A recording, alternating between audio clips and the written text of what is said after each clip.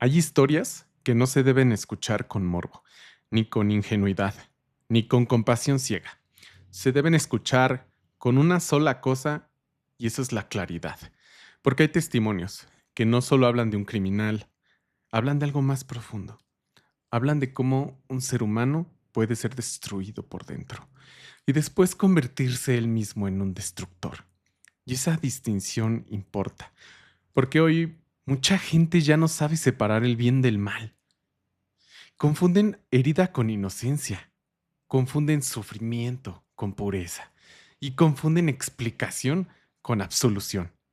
Pero no todo el que sufrió es inocente. No todo el que fue herido tiene derecho a herir. Hoy quiero analizar una historia muy dura, no para defender a un asesino, no para volverlo interesante, y mucho menos para suavizar sus crímenes. Si crees eso de mí, te puedes ir de este video e irte a ver a otros videos de comedia o algo así. Quiero analizarla porque si la escuchamos bien nos obliga a enfrentar una verdad muy incómoda. Una persona puede haber sido profundamente dañada y aún así convertirse en alguien que eligió hacer un daño terrible. Y si no defendemos eso, entonces tampoco entendemos el mal.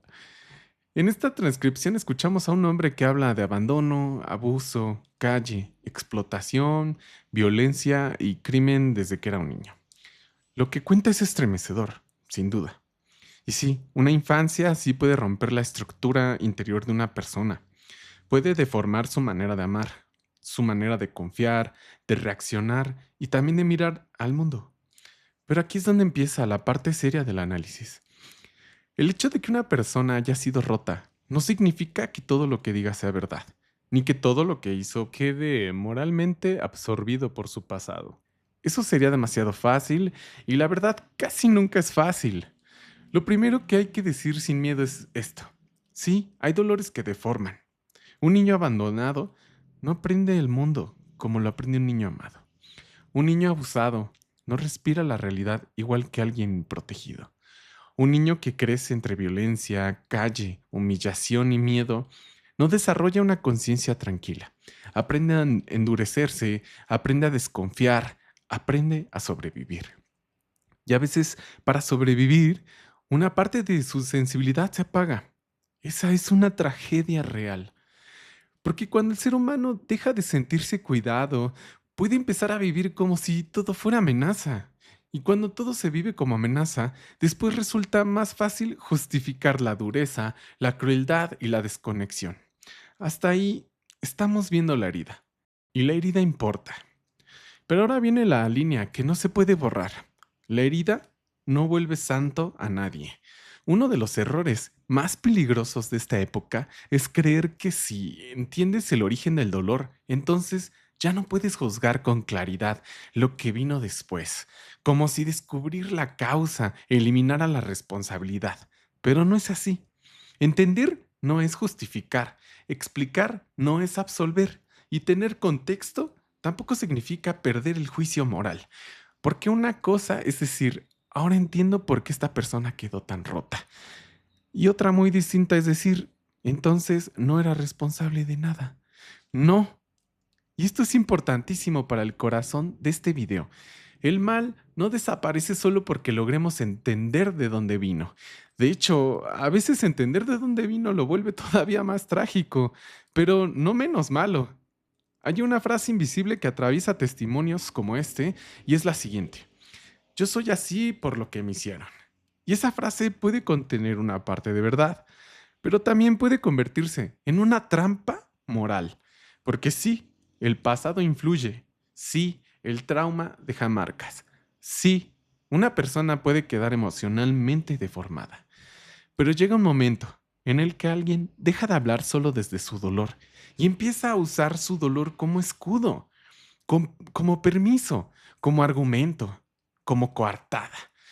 Y ahí ya no estamos solo frente a una víctima, estamos frente a una conciencia que empieza a justificarse.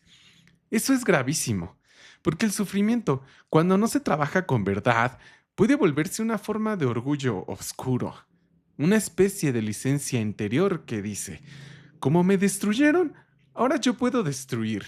Como nadie me cuidó, yo ya no tengo por qué cuidar. como a mí me hicieron daño, el daño que yo haga ya no pesa igual. Y no, eso es mentira. Puede ser una mentira nacida del dolor, pero sigue siendo mentira. Aquí hay que escuchar con mucha atención, porque una persona así no siempre miente inventándolo todo. A veces hace algo más peligroso. Mezcla verdad con manipulación. Dice cosas reales sobre su herida, pero también acomoda su relato para disminuir su culpa, para agrandarse, para seguir controlando la escena, para colocarse de alguna manera en el centro. Y eso en esta transcripción se nota. Habla de lo que sufrió, pero también admite placer en el daño en ciertos momentos. Habla de vacío, pero también de poder. Habla de dolor, pero también de ausencia de arrepentimiento. Y en varios pasajes intenta vestir actos atroces con una lógica torcida, como si dentro de su propia mente hubieran tenido algún sentido. Eso nos enseña una lección muy seria, gente. El mal rara vez se presenta ante sí mismo como mal puro. Casi siempre se explica, se acomoda, se narra o se disfraza. Por eso, escuchar una confesión dura no significa automáticamente estar oyendo verdad moral. A veces una confesión también es una forma de poder. Este punto le da mucha seriedad a este video. Cuando alguien con este perfil habla de redes, personajes poderosos, rituales, operaciones y estructuras enormes, hay que marcar una diferencia muy clara. Eso es lo que él afirma, no necesariamente lo que quedó comprobado. ¿Por qué importa esto? Porque si tú como narrador te tragas todo, pierdes credibilidad. Y si rechazas todo automáticamente, también te cierras a entender cosas reales. Entonces, la postura correcta, más madura, yo creo que sería esta. Hay que escuchar, observar, distinguir y lo más importante, separar. Separar lo que revela una herida real de lo que puede ser exageración. Separar lo que refleja una estructura social podrida de lo que puede ser grandiosidad, paranoia o construcción de personaje. Esta sobriedad es la que hace que el análisis tenga valor. Pero quizá lo más fuerte de todo esto no es lo más escandaloso, es el vacío, porque al fondo de este tipo de relatos aparece una verdad que se repite. Una persona puede tener dinero, poder, acceso, miedo ajeno, control, y aún así seguir completamente vacía, sin paz, sin descanso, sin hogar interior. Y eso debería de hacernos pensar. Porque hay gente que cree que el mal nace solo del odio, pero muchas veces también nace del vacío, de una vida que no se desarrolló con amor verdadero, de una conciencia que no fue formada, de una identidad construida sobre abandono, rabia, miedo y desconexión. Y cuando alguien intenta llenar ese vacío con poder o crueldad, nunca se llena, solo se vuelve más profundo. Por eso esta historia no solo habla de crimen, habla de una realidad más amplia. Cuando el vacío moral y espiritual no se enfrenta con verdad, termina buscando llenarse con dominio, exceso o destrucción. Ahora hay que tocar algo todavía más doloroso, porque esta historia roza una de las heridas más graves de nuestro país: el secuestro, la desaparición, el robo de niños, la vulnerabilidad de la infancia frente al crimen. Y aquí ya no estamos hablando solo de un individuo dañado. Estamos hablando de una fractura nacional, porque una sociedad que no puede proteger a sus niños está profundamente enferma. Una sociedad donde una familia puede perder a un hijo, donde una persona puede desaparecer, donde la infancia puede quedar a merced de redes de violencia, no está viviendo solo una crisis de seguridad, está viviendo una crisis moral. Y eso hay que decirlo con todas sus letras. Cuando los niños dejan de ser intocables, algo muy grave se rompió en el alma de una nación. Por eso este video no debe quedarse. ¿En qué impactante historia? Tiene que llevar una conciencia más alta, a preguntarnos qué tipo de sociedad estamos construyendo, qué estamos normalizando, qué estamos dejando pasar. ¿Y qué pasa cuando el abandono de un niño hoy se convierte en una tragedia para muchos mañana? Y aquí llegamos al centro de todo. ¿Cómo distinguir bien y mal cuando escuchamos historias así? Primero, el bien nunca convierte la crueldad en virtud. Segundo, el bien puede reconocer una herida sin usarla para aplastar a otros. Tercero, el bien acepta responsabilidad aunque le duela. Cuarto, el mal casi siempre busca repartir culpa, reducirla, diluirla y envolverla en relato. Quinto, el bien puede llorar el daño causado.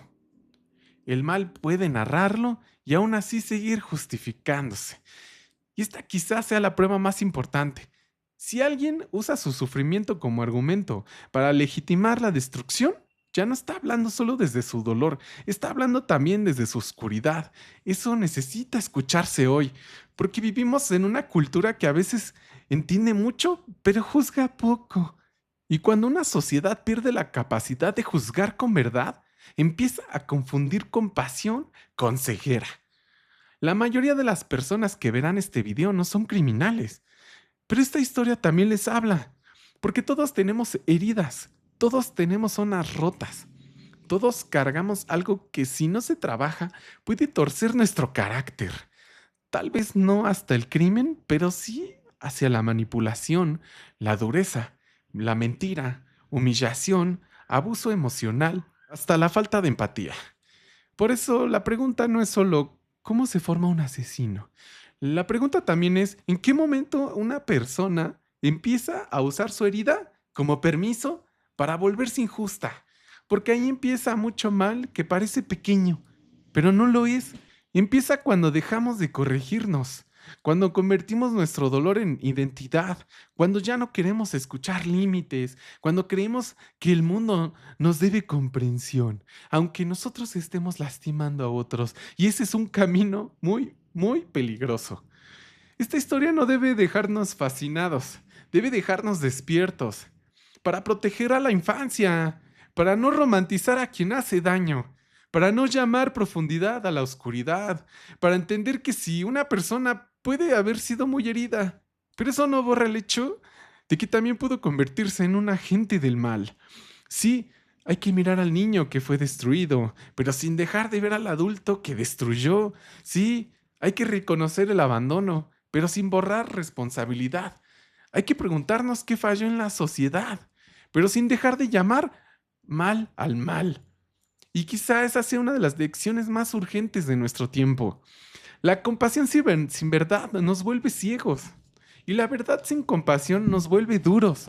Pero solo cuando ambas se unen podemos mirar de frente la oscuridad sin perdernos en ella. Si este tema te movió, te leo en los comentarios.